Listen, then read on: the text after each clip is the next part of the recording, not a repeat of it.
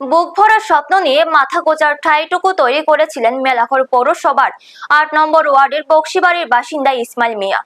গোমতী নদীর তীব্র ভাঙনে আজ তা বিলীন হওয়ার মুখে।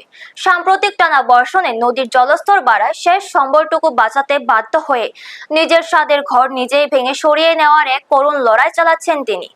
এই নির্মম যন্ত্রণা শুধু ইসমাইল মিয়ার একার নয়, পৌরসভার ৭ ও ৮ নম্বর ওয়ার্ডের নদী সংলগ্ন প্রায় ৩০০টি পরিবার আজ বাপ ঠাকুরদার ভিটে হারানোর চরম আতঙ্কে ভুগছে। আবু তাহের ও মনিরুজ্জামানের মতো বহু মানুষের বসত ভিটেও আজ ধ্বংসের দ্বার প্রান্তে। এই ভয়াবহ পরিস্থিতিতেও স্থানীয় প্রশাসন সম্পূর্ণ উদাসীন ও নির্বিকার। সব হারিয়ে গোমতী পাড়ের এই অসহায় পরিবারগুলো এখন চরম অনিশ্চয়তার মাঝে প্রশাসনের সুনির্দিষ্ট পদক্ষেপ ও পুনর্বাসনের অপেক্ষায় প্রহর গুনছে। ব্যুরো রিপোর্ট, নিউজ তৎকাল 24। এই ঘরটা কার? ঘরটা আমার। কি রে ভাঙতেছেন কে রে?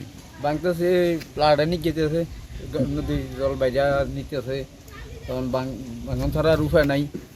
আগে কয়েকটা ঘর আছিল ভাঙ্গে গেছে, ভাঙ্গে কিছু নিছি আর কিছু রয়েছে, আর অক্ষণ এটা ভাঙতে লাগতেছে। তো বিল্ডিং ঘর এটা? বিল্ডিং ঘর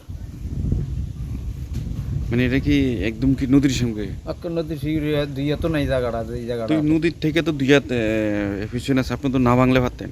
না না, এটা না ভাঙ্গিয়া নয়, কোন বর্ষা ভাঙ্গে শুধু ভাঙতেছে, জল কমতেছে, আরো বেশি ভাঙতেছে। হ্যাঁ, বাতে তো ভাঙছো, জল কমে আরো বেশি ভাঙ্গে। আচ্ছা আচ্ছা।